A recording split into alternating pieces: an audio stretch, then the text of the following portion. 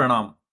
महाराज जी, अद्वैत सिद्धांत के अनुसार ब्रह्म आत्मज्ञान ही साध्य माना गया है, पर वैष्णव सिद्धांत में जीव सदैव परमात्मा का अंश माना गया है और जीव भगवान के संबंध ज्ञान को साध्य माना गया है।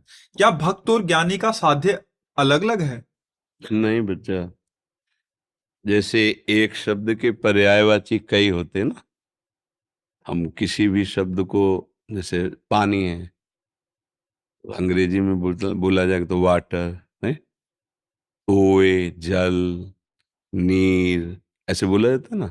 ऐसे ही भगवान के अनंत नाम है।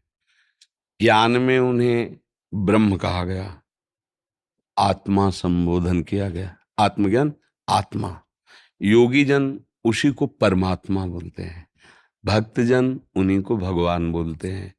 और चराचर जगत जिस भाव से उनको बसता है, वही परम तत्व उसी भाव से उसको अनुभव में आता है।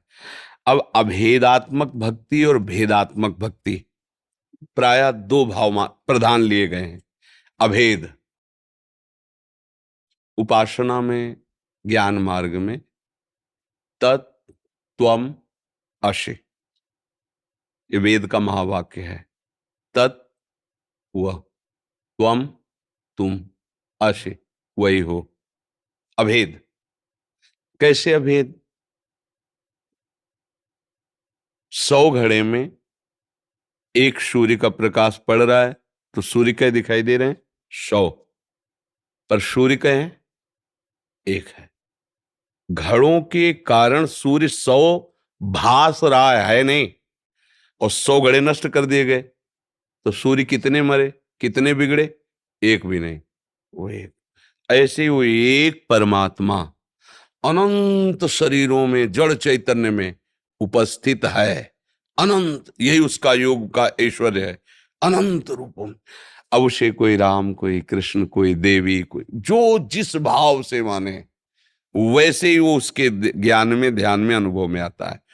अभेदात्मक भक्ति में तरंग समुद्र में लीन हो गई, नाम रूप दोनों खत्म हो गया। तरंग में क्या था? जल ही तो था, समुद्र ही तो उच्छलित हो रहा था। क्यों उच्छलित हो रहा था? क्योंकि वायु विकार था, इसलिए। बहुत ध्यान से सुनना, क्योंकि अध्यात्म का प्रश्न है ना आपका। जब वायु विकार हुआ तो समुद्र तरंग के नाम से जाना गया। ये तरंग है क्या? मूल में देखो, समुद्र है, वही वायु विकार के कारण। अब वायु हट गई तो बचा क्या? समुद्र ही तो बचा ना। तो बीच में क्या था? समुद्र ही तो था, केवल वायु विकार था ना। ऐसे ही अज्ञान के विकार के कारण हम अपने को प्रभु से अलग सत्ता मान ली। मैं मनुष्य, मैं स्त्री, मैं। अब ये अलग सत्ता मानने के कारण हमारी जन्म कर्म परंपरा चल पड़ी। कभी दुर्गति, कभी शुभ गति, कभी अशुभ गति, इसी में भटक रहे हैं। अगर ये वायु विकार हटे, माया विकार हटे, तो बचा क्या? तो वो है कि अहम ब्रह्मास्मि, मैं ब्रह्म हूं।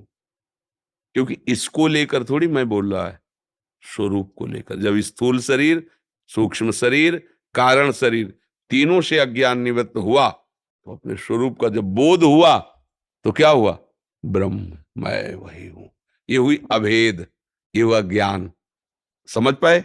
अब भक्ति में आते हैं, जिसे हम अंश कहते हैं भगवान का। तो एक टैंकर गंगा जल, एक लोटा गंगा जल, या एक चम्मच गंगा जल, उसे आप क्या बोलेंगे? गंगा जल। जितना अलग हिस्से में माना गया, पर है क्या वो? गंगा जल ही तो। आप ऐसा नहीं कह सकते कि एक चम्मच वाला गंगा जल नहीं है। समझ रहे ना? हम भगवान के अंश हैं। कब तक? जब तक इसको माने हुए। पात्र, चम्मच में गंगा जल, टैंकर में गंगा जल, बाल्टी में गंगा जल। अंश रूप से मानना पात्रता के अनुसार हुआ, शरीर को लेके। और जहां शरीर का भाव हटा, तो जानत तुम्हें तुम्हें वही, वो भगवत स्वरूप हो जाता है। अब भगवत स्वरूप होकर ज्ञानी जन मुक्त हो जाते हैं, और प्रेमी जन अपने आप से अपने आप की आराधना करके मगन रहते हैं।